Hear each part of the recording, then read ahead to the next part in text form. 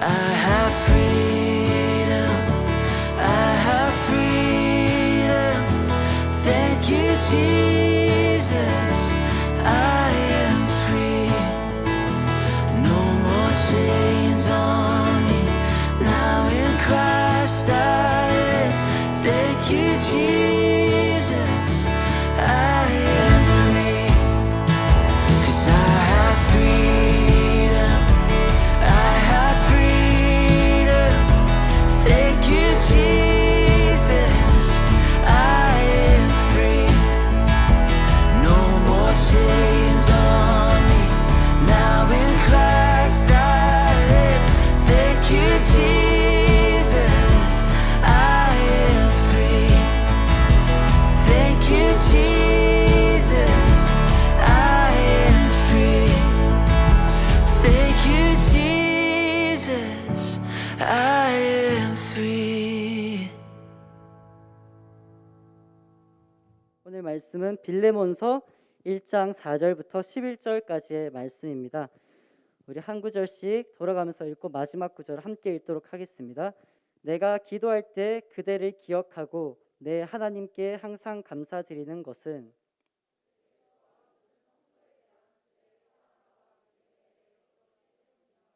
그대가 믿음 안에서 교제함으로 우리 가운데 있는 모든 선한 것을 깨달아 그리스도께 이르게 되기를 바랍니다.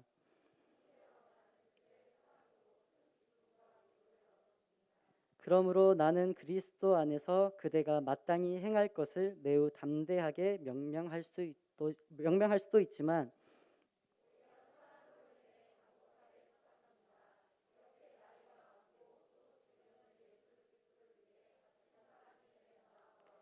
갇힌 중에서 낳은 내 아들 오네시모를 위해 그대에게 간곡히 부탁합니다. 함께 읽겠습니다.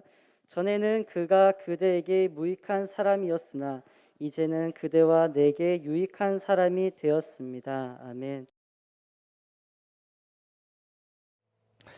네, 새로운 출발선에서라는 제목으로 오늘 함께 말씀을 나누도록 하겠습니다. 네, 언제나 그래왔듯이 저는 평소처럼 이제 어느 아침에 이제 집 밖으로 나가 교회를 가기 위해 차를 탔습니다. 그리고 시동을 걸기 위해 시동 버튼을 누르는 순간 시동이 걸리지 않아서 계속 좀 당황스러웠습니다. 한참을 눌러도 계속 걸리지가 않는 거예요. 저는 교회에 출근을 해야 되는데 이 친구가 말을 안 들으면서 저는 계속해서 좀 몸에 땀이 나기 시작하면서 당황하기 시작했죠.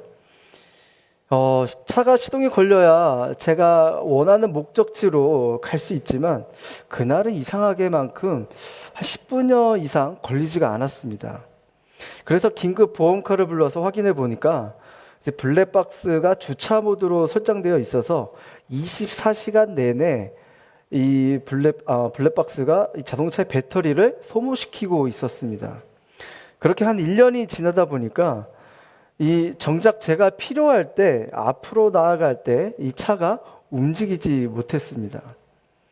이 블랙박스가 자동차의 배터리를 계속 소모시키고 있었듯이 우리의 신앙생활 가운데 그 어떤 무언가가 우리의 그 믿음의 경주를 회방하고 있다는 생각이 들게 되었습니다.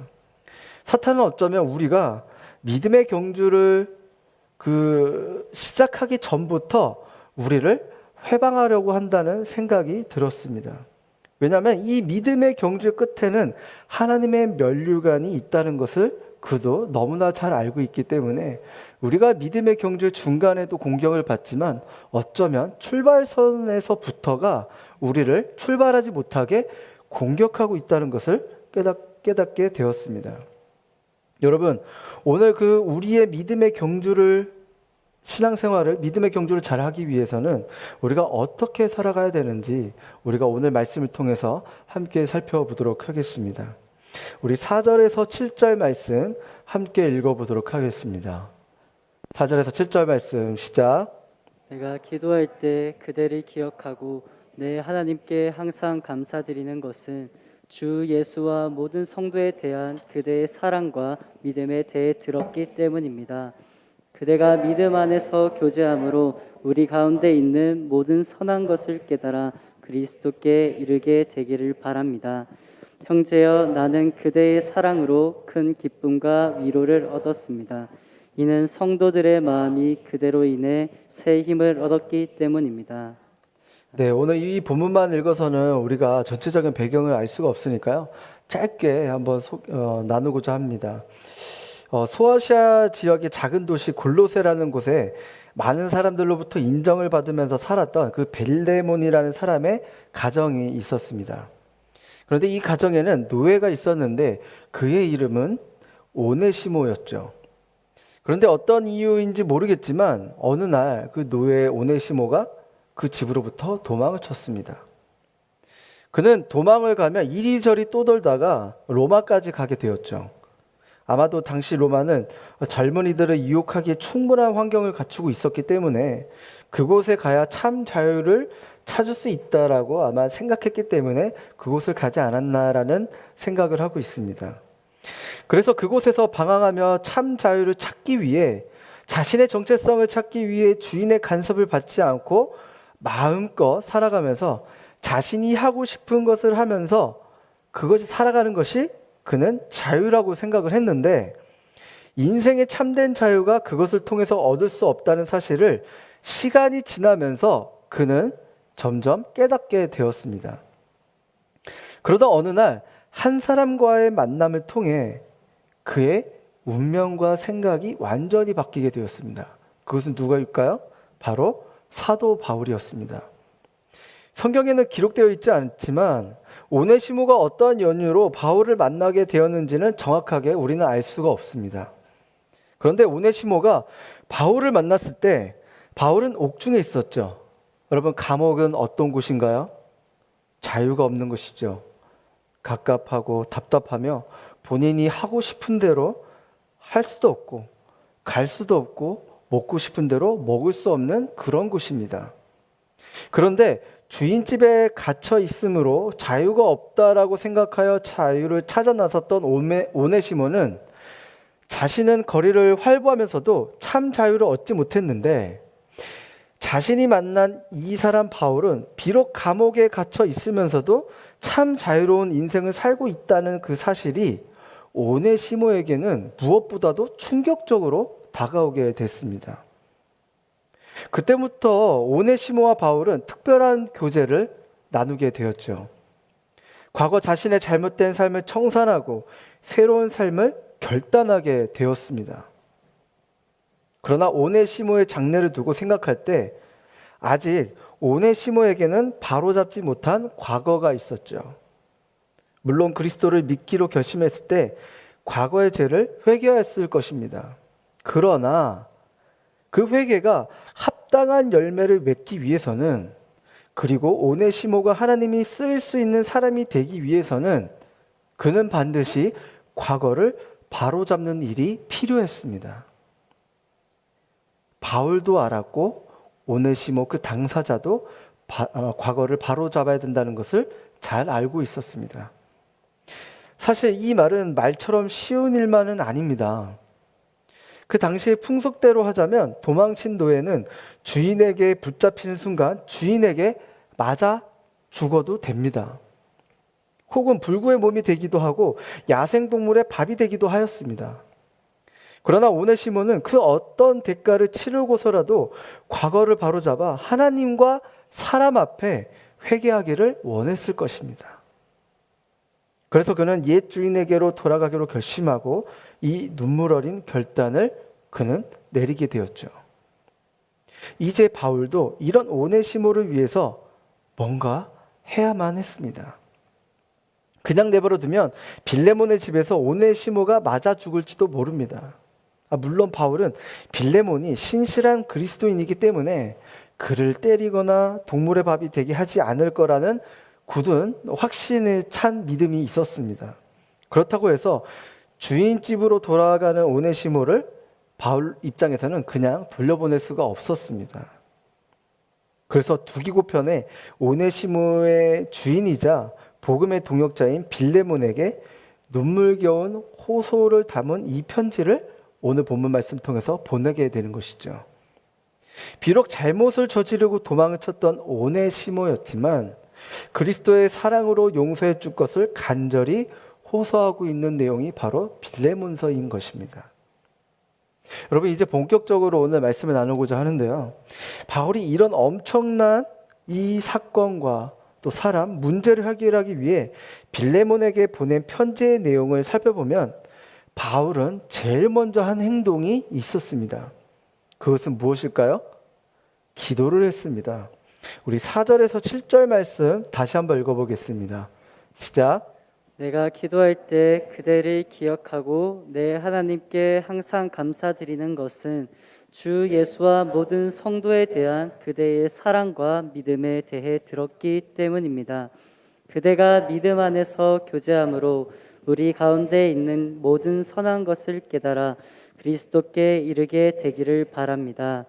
형제여, 나는 그대의 사랑으로 큰 기쁨과 위로를 얻었습니다.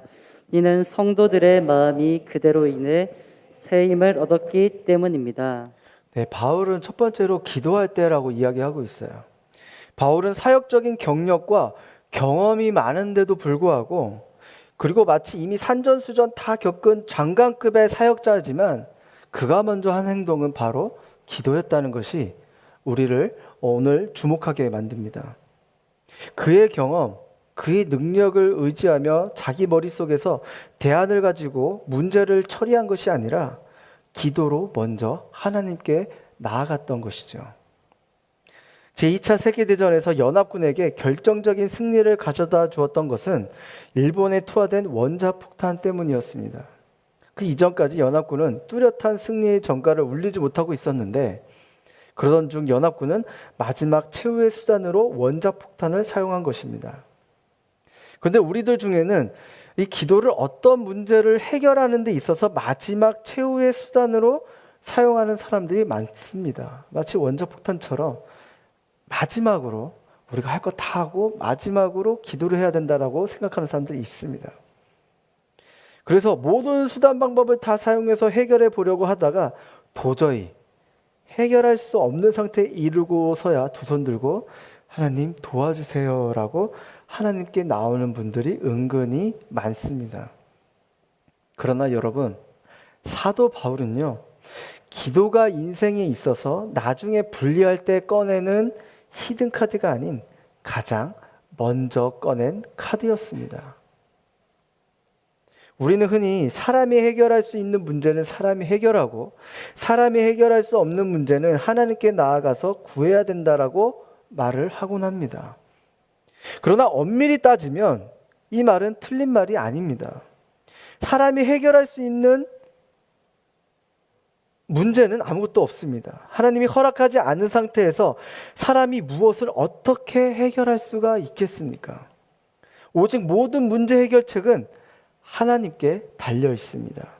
그러므로 우리는 마땅히 제일 먼저 하나님께 나아가서 그 문제 해결책을 찾아야 하는 것이죠. 여러분, 바울의 경우를 한번 생각해 보세요. 빌레몬은 바울과 동역자의 관계에 있었습니다. 무엇보다도 하나님의 부르심을 받은 사도였어요. 사도의 권위로 빌레몬에게 근엄하게 말을 해도 빌레몬은 오네시모를 용서하지 않을 수 없었습니다. 그런데도 바울은 빌레몬에게 권위 있는 말로 그 문제 해결책을 찾진 않았습니다. 오히려 하나님께 나아가서 기도로 이 문제 해결책을 간구하고 있었던 것이죠. 사랑하는 여러분, 바울처럼 삶에 있어서 가장 먼저 1순위가 기도하는 사람이 되기를 주님의 이름으로 축원합니다. 여러분, 자동차를 타면 차가 움직이기 위해서는 가장 먼저 시동을 걸듯이 우리가 하나님의 자녀로 살아가는 데 있어서 가장 먼저 기도의 시동을 걸고 삶을 시작하기를 바랍니다. 우리가 할 수 있는 방법을 다 사용하고 나서 그때 안 되면 하나님 도와주세요라고 꺼내는 마지막 히든카드가 아닌 언제나 늘 먼저 우리의 삶의 시작에 있어서, 어떤 문제의 시작에 있어서, 우리의 인생의 시작에 있어서, 어떤 계획에 있어서, 출발 선상에 있어서 언제나 기도로 시작하는 저와 여러분 되시길 주님의 이름으로 축원합니다. 우리 8절에서 10절 말씀 함께 읽어보도록 하겠습니다. 8절에서 10절 말씀 시작. 그러므로 나는 그리스도 안에서 그대가 마땅히 행할 것을 매우 담대하게 명명할 수도 있지만 오히려 사랑으로 인해 간곡하게 부탁합니다. 이렇게 나이가 많고 또 지금은 예수 그리스도를 위해 갇힌 사람이 된 나 바울은 갇힌 중에서 낳은 내 아들 오네시모를 위해 그대에게 간곡히 부탁합니다. 사도 바울이 앞에 구절에서 그의 삶에 기도로 시작했다면 이후에는 사랑에 대해 이야기하고 있습니다. 여러분, 기독교는 사랑의 종교이죠. 하나님이 사랑이시기 때문에 사랑을 빼놓고서는 기독교를 이야기할 수가 없습니다. 사도 바울은 하나님을 만나고 나서는 사랑의 힘이 그 어떤 힘보다도 강하다는 사실을 본인이 잘 알고 있었어요. 그래서 바울은 빌레몬에게 오네시모를 용서해 주라라는 편지를 쓰면서도 사도적 권위로 명령하지 않고 사랑으로 호소한다라고 이야기하고 있습니다. 8절 말씀 한번 다시 읽어볼까요? 8절 말씀 시작. 그러므로 나는 그리스도 안에서 그대가 마땅히 행할 것을 매우 담대하게 명명할 수도 있지만 네, 바울이 지금 빌레몬에게 오네시모를 받아달라는 부탁은 그리스도인으로서 지극히 당연한 도덕적인 요청이었습니다. 그래서 바울은 그의 사도적 권위로서 명령할 수 있는 위치에 있었죠. 이것은 마치 한 장관이 탈영 병사를 사해주는 것과 마찬가지로 오네시모를 용서하라고 충분히 말할 수 있는 위치와 힘을 가졌습니다. 그러나 사도 바울은 명령보다도 사랑으로 간구하는 방법을 택했습니다. 여러분, 때로 우리가 누군가를 사랑하고 그 사람을 변화시키기 위해서는 우리의 말보다도 우리의 사랑이 그 사람을 용서하고 사람을 변화시킨 줄 믿습니다. 저는 어렸을 때부터 제 아버지께서 시골에 비전을 가지시고 계셔서 주구장창 시골에만 살아왔습니다. 시골에서는 매번 개척교회 또는 미자립교회를 섬기시면서 저와 제 동생은 늘 좀 부족하게 살았습니다. 겨울이 되면 강원도이기 때문에 너무나도 추워요. 그래서 집에서 좀 따뜻하게 살고 싶어서 보일러를 좀 틀고 싶어갖고 보일러를 틀면 부모님께서 기름비가 다 피 같은 성도님들의 헌금이야 이러시면서 보일러를 껐어요. 그래서 저는 집안에서도 두꺼운 옷을 입으며 살아야만 했습니다. 그렇게 저희는 여유 있는 삶은 아니었기 때문에 친구들에 비해서 늘 좀 부족하게 모자르게 살았습니다. 그러다가 어느 날 제 동생이 아버지의 캐비넷의 열쇠를 발견하고 캐비넷을 열었는데 거기에 10,000원짜리 현금 뭉치가 있었습니다. 그래서 거기서 한두 장씩 꺼내서 쓰기 시작했어요. 저는 동생이 원하는 간식들을 사 먹고 물건들을 그렇게 사고 있길래 어디서 났냐고 물었더니만 처음에는 길거리에서 주웠다라고 이야기를 하는 거예요. 여러분, 제가 어렸을 때는 길거리에 돈이 진짜 떨어지긴 했었어요. 지금은 카드 쓰기 때문에 돈이 떨어질 일이 잘 없긴 했는데 그때는 진짜 돈이 떨어지는 시대가 있었습니다. 그래서 맨 처음에 그걸 좀 믿었다가 이상하게 계속 지가 원하는 대로 자꾸 쓰는 거예요. 그래서 긴 추궁 끝에 알아보니 아빠 돈을 훔쳤다라고 실토하게 되었습니다. 그래서 저는 형으로서 그리고 장남으로서 그 사실을 알고 나서 강한 책임감을 가지고 아버지께 이야기했으면 아주 좋았겠지만 저 또한 친구들이 먹는 것, 가지고 싶은 것을 저도 누리고 싶었기 때문에 동생과 콜라보레이션으로 함께 아버지 돈에 손을 대기 시작했습니다. 그렇게 며칠이 지나자 아버지도 눈치를 채시고 저희를 불러서 혼을 내키기 시작했습니다. 그렇게 아버지는 저희의 잘못이 끝난 줄 알았는데 근데 저의 동생의 도전은 계속됐습니다. 그의 도전은 마치 김병만급인 것 같아요. 열쇠를 찾고 또 찾아 아버지의 돈에 손을 댔습니다. 아버지도 돈이 계속 비는 것을 이상히 여기시고 계속 우리를 지켜보시다가 제 동생이 여전히 손을 대고 있다는 것을 발견하셨습니다. 그래서 아버지께서는 제 동생을 데리고 차를 태워 어디론가 가셨습니다. 저희 아버지가 잘못하면 자식을 데리고 어딘가 가는 게 특기신 것 같아요. 저번 때도 저를 데리시고 어딘가를 가셨는데, 근데 아무튼 동생이 아버지랑 따로 어디를 이제 또 가게 되니까 저 또한 좀 무서웠습니다. 그렇게 몇 시간이 흘러서 아버지와 제 동생이 집에 돌아오게 됐는데 그 두 사람의 얼굴을 보니까 눈이 퉁퉁 부어 있었습니다. 어떻게 된 건지 너무 궁금해서 나중에 동생에게 물어보니까 아버지는 동생을 산에 데리고 가셔서 동생에게 나뭇가지를 구해오라고 말씀하셨대요. 그리고 그 구해온 나뭇가지를 가지고 몇 대를 때리시다가 동생을 안아주고 울었다고 합니다.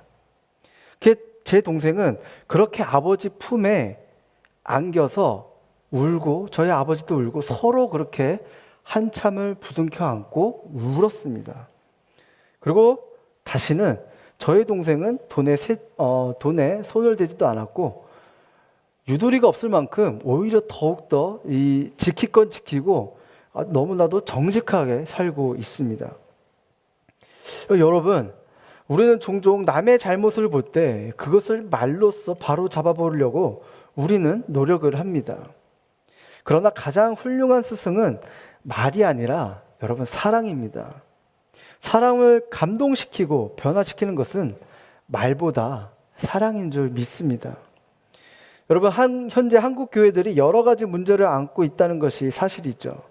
그래서 여기저기에서 교회를 비판하고 책망하는 소리들이 높아만 갑니다. 그런데 올바른 소리가 많아질수록 문제는 더욱더 심각해지곤 합니다. 여러분, 왜 그럴까요? 그 속에는 사랑이 없고 올바른 말만 있기 때문입니다. 그 속에 사랑이 없고 올바른 소리만으로는 문제를 해결할 수가 있다라고 착각하고 있기 때문입니다. 그 올바른 소리보다 중요한 것은 참 사랑으로 말할 수 있느냐 하는 것인 것입니다. 사랑하는 여러분, 우리가 올바른 소리를 하기에 앞서 상대방을 주님의 이름으로 진정으로 사랑하고 있는지를 한번 살펴보기를 바랍니다. 누구나 올바른 소리는 할 수 있습니다. 그러나 참 사랑으로 말하는 사람은 그리 많지 않습니다. 교회에서 이렇게 해야 된다. 그게 당연한 것이 아니냐? 이 공동체에서 섬기고 있으면서 너는 왜 그렇게 행동하느냐? 이렇게 서로를 향한 사랑이 아니라 비판과 정죄만이 있다면 우리의 신앙을 다시 한번 돌아보기를 바랍니다. 여러분, 사도 바울은 사도의 권위를 가지고 있었던 사람이었습니다. 충분히 그 권위를 이용해서 오네시모를 용서하도록 명령할 수 있었지만 자신이 가지고 있는 권위로서 사람을 억압하고 누름으로써 자신의 목적을 성취하는 방법을 그는 택하지 않았습니다. 오히려 바울은 눈물 어린 사랑의 호소를 빌레몬에게 하고 있는 것이죠. 그러므로 오늘 우리는 빌레몬을 향한 그 바울의 눈물 어린 호소를 통해 그 바울의 뜨거운 사랑을 발견하고 우리 또한 그것을 본받고 실천을 해야 되는 것입니다. 우리 9절 말씀 한번 보시겠습니다. 9절 말씀 시작. 오히려 사랑으로 인해 간곡하게 부탁합니다. 이렇게 나이가 많고 또 지금은 예수 그리스도를 위해 갇힌 사람이 된 나 바울은, 네, 여기에서 볼 수 있듯이 바울은 자신을 가리켜서 나이가 많다라고 이야기하고 있습니다. 주석에 의하면 이 바울이 당시 약 55세가량이 되었을 거라고 추측하고 있습니다. 지금이야 나이 55세면 청춘인데요. 하지만 당시는 그렇지 않았습니다. 55세 정도이면 이제 인생의 그 황혼기에 접어든 사람이었습니다. 여러분, 사람은 나이가 들면 고정관념이 뚜렷해집니다. 남과 타협을 하거나 자신의 잘못을 잘 인정하지 않습니다. 더구나 자존심이 강해지기 때문에 젊은 사람에게 머리를 숙이는 일은 더욱더 하지 못합니다. 그런데 바울은 어떠했습니까? 바울은 머리를 숙였습니다. 사랑으로 호소를 했습니다. 주인집에 도망을 쳤고 로마 환락의 거리에서 세월을 보내다가 예수 믿고 변화받은 노예 오네시모 때문에 그 위대한 사도 바울이 사랑으로 호소를 하고 있는 것이죠. 10절 말씀을 볼까요? 함께 읽어보겠습니다. 시작. 갇힌 중에 낳은 내 아들 오네시모를 위해 그대에게 간곡히 부탁합니다. 보다시피 바울은 로마의 감옥에 갇혀 있습니다. 그때 오네시모를 만나 복음을 전하였고 오네시모가 그리스도께로 나오게 되었죠. 다시 말씀드려서 갇힌 중에 믿음으로 낳은 아들이 오네시모였습니다. 그러므로 이 호소는 아버지가 아들을 위해서 간구하는 호소라고 말할 수 있습니다. 여러분, 우리의 과거를 한번 생각해 보세요. 내가 그리스도를 알기 전 오네시모보다 더 나은 삶을 살았다라고 여러분 장담할 수가 있습니까? 그렇지 않습니다. 오네시모가 빌레몬의 집의 종이었듯이 우리는 죄의 종이었습니다. 오네시모가 주인의 간섭이 싫어서 주인집을 도망쳤듯이 우리도 하나님의 간섭이 싫어서 하나님의 집을 뛰쳐나갔던 그런 자들이었습니다. 그런데도 우리 하나님은 그런 우리를 여전히 사랑하고 계십니다. 그 사랑이 마침내 우리의 그 많은 허물에도 불구하고 하나님께 눈물로 호소하게 만들었습니다. 아버지여 저들을 용서하여 주옵소서. 이렇게 십자가에서 말씀하신 주님의 이 말씀은 십자가에서 그리스도를 못 받고도 자신의 죄를 알지 못했던 우리를 향한 그 예수님의 호소의 말이자 눈물이었던 것이죠. 하늘 보좌에 있으면서 말로만 우리에게 사랑을 보이신 것이 아니라 이 땅에 직접 내려오셔서 십자가에서 그 사랑을 우리에게 확증시켜 주셨습니다. 사랑하는 여러분, 우리도 바울과 같이 사랑의 마음으로 상대를 바라보고 말하는 하나님의 자녀가 되기를 주님의 이름으로 축원합니다. 화려한 수식어구가 붙은 키 달콤한 말로만 사랑한 것이 아니라 실제 삶으로 우리 공동체 식구들에게, 우리 가족들에게 사랑으로 말하기를 바랍니다. 사랑으로 말을 하다 보면 상대방은 언젠가 새로운 차원의 존재로 변하게 될 것입니다.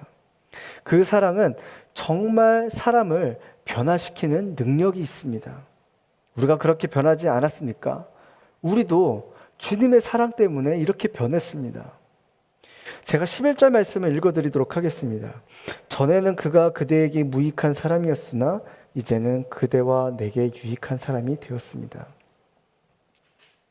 유익하다라는 뜻의 이름을 가진 오네시모는 전에는 무익한 삶이었지만 이제는 유익한 사람으로, 존재로 변화가 되었습니다. 이렇게 자신의 이름대로 유익한 사람이 될 수 있었던 근본적인 원인은 무엇이었을까요? 그가 그리스도를 만났기 때문입니다. 그리스도를 만나서 변화되었을 때 그는 무익한 존재에서 유익한 존재가 되었습니다. 여러분, 그 사실을 믿으십니까? 여러분, 우리도 예수님을 만났기 때문에 가치 있는 존재가 되었습니다. 사랑하는 여러분, 우리도 마찬가지입니다. 우리가 그리스도를 진정으로 만났을 때 비로소 유익한 존재가 됩니다. 우리는 과거에 주님을 만나지 못했을 때 무익한 인생을 살았죠. 아무리 우리가 스스로 잘난 인생이라고 하지만 주님 없는 삶은 정말 아무것도 아닙니다. 그러나 이제는 주님을 만나고 나서 우리의 인생이 변화되었습니다. 이제는 더 이상 무익한 존재가 아니라 하나님 나라의 유익한 존재가 되었습니다. 이제는 자신의 인생을 스스로 무능력하고 무가치한 존재로 여기지 마시길 바랍니다. 저와 여러분은 여전히 가치가 있고 아름다우며 여러분의 상황과 환경과 이 배경과 상관없이 하나님은 우리를 존재 있는 사람들로 우리를 만드셨습니다. 우리를 있는 그대로 사랑하십니다. 있는 모습 그대로 우리를 사랑하시고 귀히 여기십니다. 여러분, 그 사실을 기억하시길 바랍니다. 여러분, 오늘 이후부터는 유익한 존재로서 자신 있게 살아가며 또 하나님 앞에서, 사람 앞에서 언제나 사람들에게 영향을 미치는 세상의 빛과 소금으로 살아가는 저와 여러분 되시길 주님의 이름으로 축원합니다. 사랑하는 여러분, 작은 예수 40일을 하면서 여러분은 각자 여러 가지 계획들과 다짐들을 세웠을 것입니다. 믿지 않는 사람들도 연말 연초에 다짐을 하게 되죠. 다이어트를 하게 되고요. 금연과 금주, 또 운동, 그리고 독서, 또 여러 가지 등 그들의 삶을 위해서 다짐하고 또 계획을 세웁니다. 하나님의 자녀인 우리는 어떤 다짐과 어떠한 계획을 가지고 계십니까? 세상 사람들과 똑같은 다짐들과 계획들로 채워지고 계십니까? 저와 여러분 올해 함께 다짐하기를 원합니다. 우리 공동체가 모두의 다짐이 되기를 원합니다. 여러분, 무엇을 하든지 어떤 문제를 마주하든지 누구를 만나든지 어떤 사역을 하든지 여러분 기도로 시작하시기를 바랍니다. 기도로 삶의 시동을 걸어 우리의 영혼을 깨우시길 바랍니다. 그렇게 우리가 늘 깨어 있을 때 주님의 놀라운 사랑의 동력으로 우리의 삶을 살아가기를 주님의 이름으로 축원합니다. 그렇게 살아갈 때 비로소 우리의 삶은 예배가 되는 것입니다.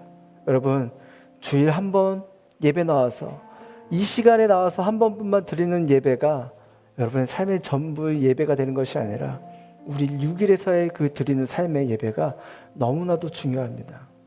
여러분, 계속해서 우리가 가정과 직장과 캠퍼스, 우리가 속한 그 모든 곳에서 우리가 언제나 기도하며 사랑으로 모든 사람을 대하고 또 높여주는 그런 6일의 삶의 예배자로 살아가는 저와 여러분 되시길 주님의 이름으로 축원합니다.